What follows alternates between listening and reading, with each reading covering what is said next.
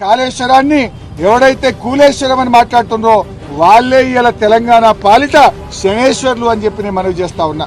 ముఖ్యంగా ఇలా కేసీఆర్ గారు ఎంతో కష్టపడి ప్రాణాలకు తెగించి కేసీఆర్ గారు తెలంగాణ సాధించారు. తెలంగాణ రాష్ట్ర సాధకుడు కేసీఆర్, తెలంగాణ జల సాధకుడు ఇలా కేసీఆర్ గారు. ఇలా ఏమంటుండే ముఖ్యమంత్రి గారు, ఏం శిక్ష వేయాలి, ఏం ఎంక్వైరీ చేయాలి అని పదే వాళ్ళు ఆల్రెడీ డిసైడ్ చేసుకొని వచ్చిండ్రు.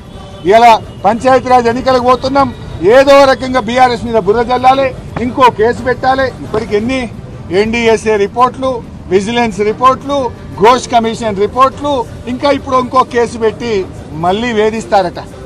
అసలు కేసులు పెట్టవలసి వస్తే ఇలా మీ సంగతి చెప్పాలి, మీ మీద పెట్టాలి కేసులు. ఎందుకు?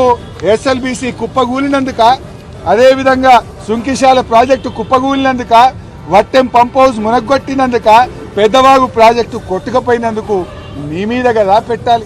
ముఖ్యమంత్రి రేవంత్ రెడ్డి భాషలో చెప్పాలంటే కొరడాలతో ఎవరిని కొట్టాలనో చెప్పాలి రేవంత్ రెడ్డి, ఎవరిని ఉరి తీయాలనో చెప్పాలి రేవంత్ రెడ్డి.